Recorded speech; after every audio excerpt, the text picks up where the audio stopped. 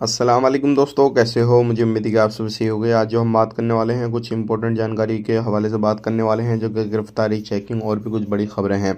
सबसे पहले हम बात कर लेते हैं यहाँ पे बड़ी खबर निकल के आ रही है। कुवैत के अंदर जो वीज़ा का कारोबार करते हैं, डोमेस्टिक लेबर ऑफिस चलाते हैं या फिर खाली घूम फिर कर वीज़ा निकलवाते हैं, किसी बंदे को ऐसे बुला लेते हैं जो बिना लाइसेंस के काम करते हैं, ऐसे लोगों के ऊपर कार्रवाई की जा रही है। क्योंकि 5 लोगों को अभी पकड़ा गया है जो क्या कफिलों से मिलकर, यानी कि अरबी लोगों से मिलकर उनके बाद में उनका वीज़ा इशू कराते थे वर्कर का, और लाकर कुवैत में छोड़ दिया करते थे। इसी तरीके से 5 लोगों को गिरफ्तार किया गया और उन्हें सारी चीज़ों के बारे में मालूम था कि कहाँ से वीज़ा इशू होता है, किन लोगों से बात करनी है, क्या करना है, क्या नहीं करना है। तो इस तरीके से अब लोगों के ऊपर कार्रवाई की जाएगी। 800 से लेकर 1300 KD तक उन पर फाइन लगेगा और जो भी कार्रवाई वगैरह है उन पर तुरंत की जाएगी।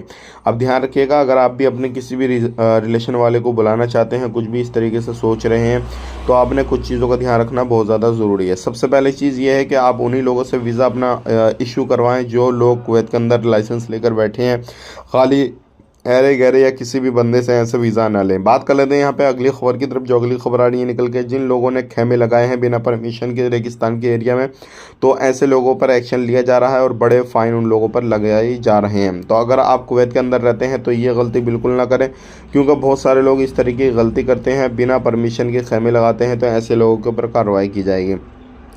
कुवैत के अंदर रहते हैं तो एक जगह पर और 2 लोगों को पकड़ा गया है जो कि वीज़ा का कारोबार करते थे, लेकिन ये भी लोग भी इस तरीके का वीज़ा लाते निकलवाते थे और उसके बाद में वर्कर को कुवैत के अंदर लाकर छोड़ दिया करते थे।